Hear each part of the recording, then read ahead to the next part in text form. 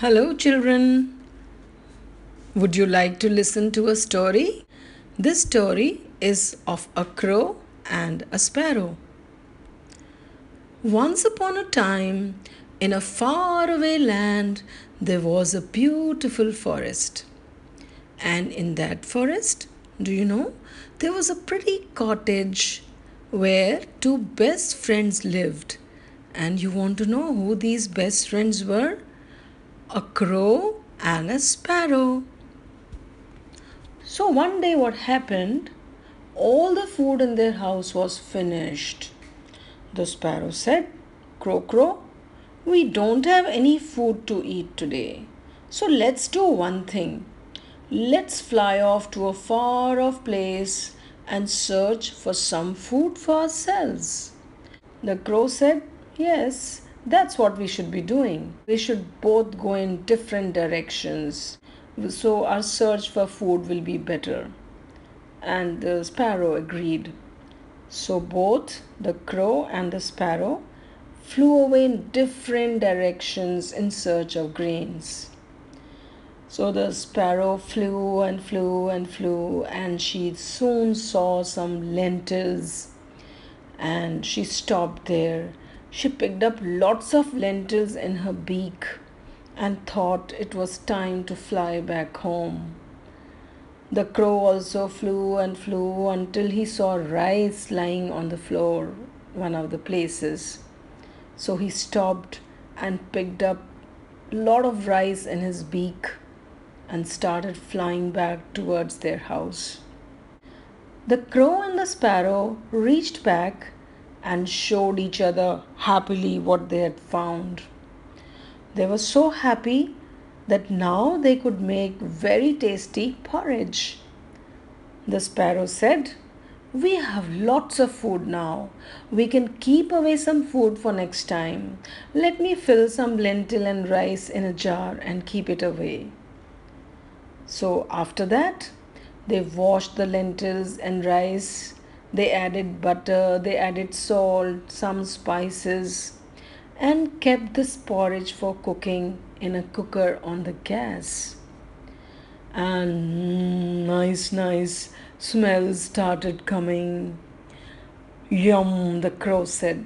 I'm feeling hungry like never before. Same here, said the sparrow. Suddenly, the sparrow had an idea.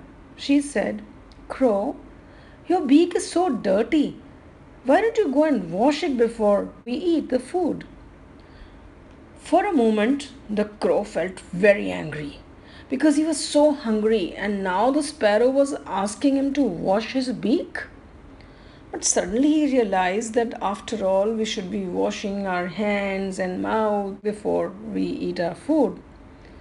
Why don't you also wash your beak, sparrow? Your beak is also dirty. Oh, of course, I will also wash my beak, the sparrow said. So they both left and they both went to separate ponds to wash their beak. But where the crow went, there was a queue and he had to stand in a queue before his turn came to wash his beak. And the sparrow, she returned very quickly because there was no queue over there. So she reached home and the tempting smell of porridge was all over the cottage. The sparrow thought, I can't wait any longer. I must eat immediately. So she quickly locked the door from inside, went to the kitchen, and started eating. And you know, children, what? She finished every drop of the porridge from the cooker. Yum, that was so good, she said, rubbing her tummy. And suddenly she remembered that the crow is also about to come back. Oh my God, he'll get so angry. What should I do? Because there is no porridge left for him. I have to hide somewhere. I have to hide somewhere, she thought. So the only place that she could think of was hiding behind the sofa. And she did just that.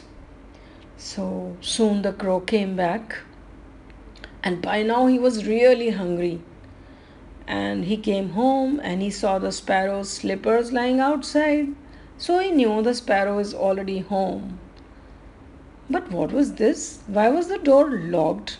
Why was it closed? He knocked at the door, but there was no response. Suddenly, then he became suspicious. He knocked 3 to 4 times and said, Sparrow, open the door. Don't you know I'm hungry? But the door never opened. The crow now knew that he had to do something. He will have to break the door open because something is wrong. So he looked around and saw a long piece of wood lying outside. There was a pigeon passing by.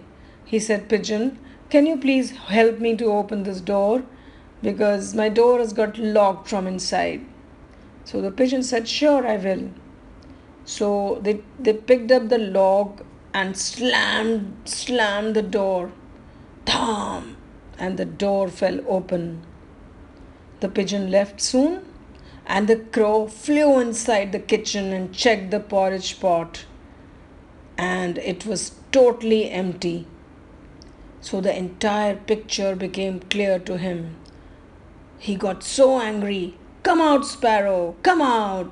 Immediately! He looked around frantically. Where is the sparrow? Where is the sparrow?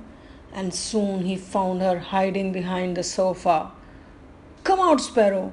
You call yourself my friend? You've eaten my entire food? You knew that I'm so hungry? I'm very sorry, Crow. Please don't be angry with me. It's my fault, I know. Please cool down. The sparrow croaked. What have you done? Why did you eat my share of porridge? The crow asked. And the crow, in his anger, started hitting her. The sparrow said, Please don't hit me or I will die.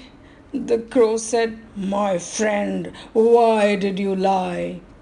I'm sorry, Crow, but I was very hungry. I couldn't control myself and ate your portion of porridge too.